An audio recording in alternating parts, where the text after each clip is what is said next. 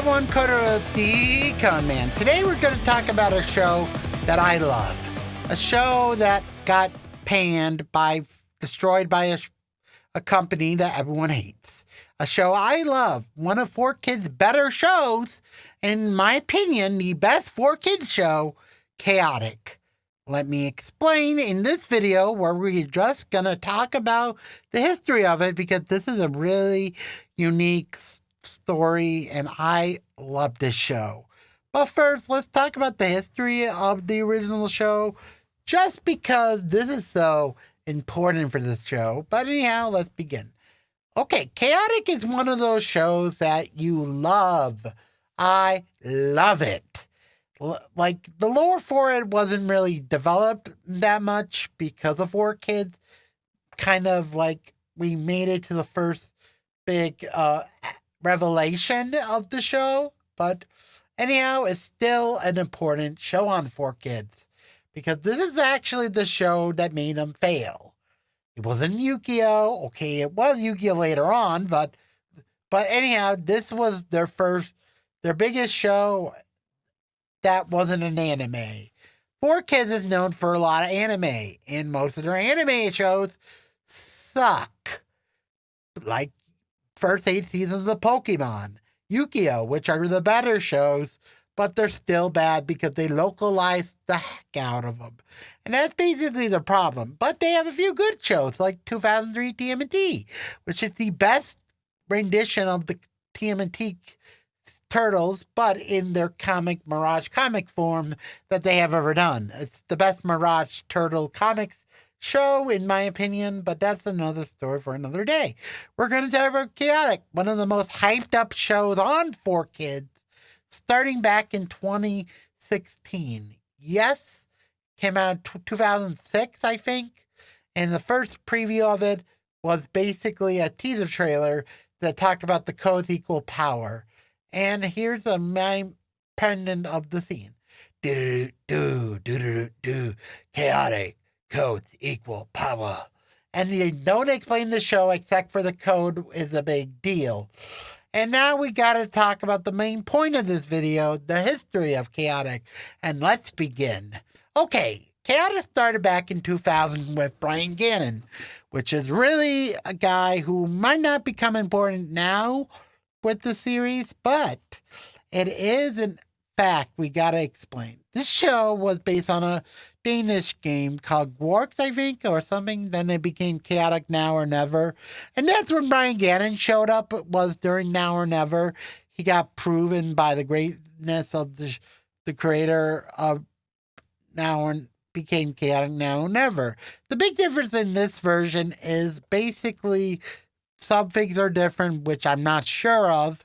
I'm not really sure, except for basically Tom and Cass being enemies, which kind of is an element they kept in the pilot, but not like enemies, like not believing the person, like in the pilot, but instead, really they hate each other like Ash and Gary. Yes, Pokemon was still a relevant show at the time when it was in development for back and 4Kids. So yeah, so you couldn't rip that off.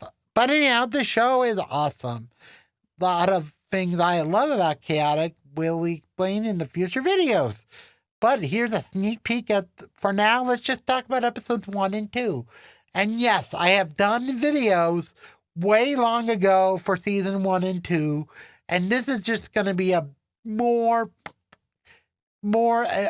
critique of what happens in the first 2 episodes, because these first 2 episodes are so good. They're welcome to Chaotic parts 1 and 2.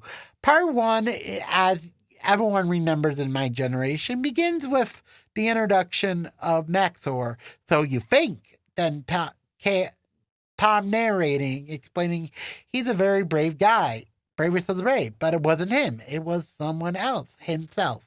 Now we get introduced to them playing at the lunch table. Yes, this is back in the day where cell phones didn't exist. I will explain in a moment for most of you people that don't realize being the most dated part of this first episode. But anyhow, Tom plays on the computer, battles someone next door, which is kind of weird. But anyhow, they fight to play a game, and Tom gets good, and Kaz is like, "You're doing good at this," and Tom's like, "Yeah, the overworld scan you gave me, do. You got a message," and Tom and Kaz is like, "Oh my god, that's the message. You're gonna be play chaotic and play for real," which Tom is like, "Yeah, right." And they explain, and Tom gets angry with Kaz, which kind of is weird, but I will explain in later videos that Kaz's arc of the show, but they'll let me not explain. But anyhow, later that night, Tom is just listening to music, and Kaz is like, the code is valid today. Type it in," and he types in. Now his account broke. So you think.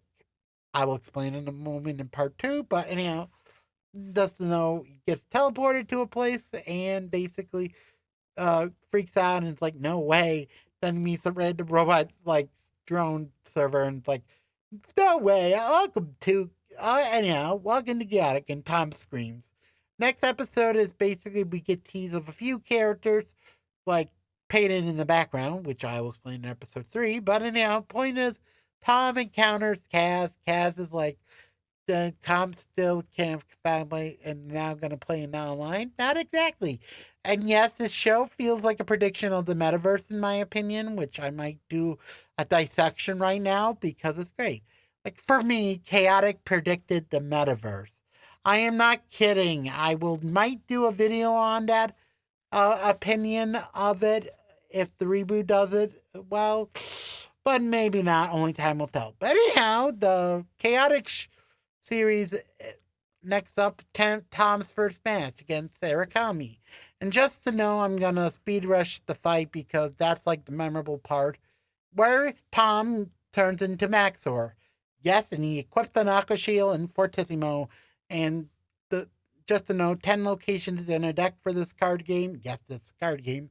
Basically, they spin around. The battle is Glacier Pains. Tom attacks Takinon, which is our female uh, general for the good villains, which I won't. Underworld, which is great. And Tom's deck is Overworld because Maxor's the leader of the Overworld. So badass, which we won't explain in this episode, sorry, because of time. But anyhow, basically battle that. Tom loses it. Then part 2 begins, where he gets good at it and encounters freaking battles and uses his music, the fortissimo, which makes him go big. Super size, it's the American way. Going fast now, down, day after day. And it starts fading quick, and he tosses Takinon and throws him, winning the battle. And next up, you're probably wondering how far Tom worry about his parents coming. And then we get into the point of the show where basically in the show's lore, where when you transport your code to Param, you make a copy of yourself. And the copy doesn't know what's going on until you come back and say, "I'm done." Then they merge. But anyhow, Tom thought the code scanner was broken, so Kaz has to find an embarrassing message, which I'm not sure in whispered. And anyhow, explains, and kind of creepy, then Kaz leaves. Then we get introduced to a character who got teased, freaking Clay, our show's main douchebag. And he does the douchebag thing in this time with teleporting Tom to Lake Kirim, or whatever the lake is called. Lake Ninium Lake or something, yeah. Basically, Lake Opinion, yeah, Lake Opinion. Lake Opinion is our first of many locations we will see in the show. We saw Glacier Plains, which is an ice base, and now like a Kenipu, which I forget the name of it, so I'm going to call it Kenipu. But anyhow, basically counters that. They introduce Smeldon, fight against with a character from the first test thing of it, which card. But anyhow, they fight. Tommy's character named Sarah trying to scan, and Mesmar, and Tom doesn't know what scanning is because he's new here. because token beginning trope. Then meanwhile, back on Earth, Tom and Kat try to do it. Well, Tom not knowing that, they find the scanner garbage, they grab it, and they save. Then after that beat, in between that, we get introduced with Tom learning about how Param works. And yes, he wears his boxer shorts in this first episode as a joke. He will wear his normal clothes next time, but anyhow, that's funny of a joke. Counter that, they battle. He learns about scanning and with Sarah. Sarah explains that Clay is a villain and starts Tom's hatred of freaking Clay that becomes an arc in the show. But anyhow, that's it.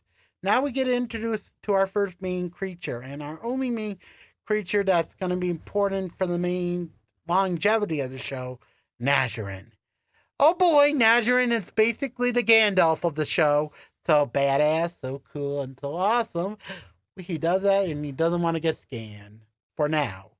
Anyhow, Tom, back on Earth, Tom gets the code. They click. Sarah teaches Tom how to transport as a lesson.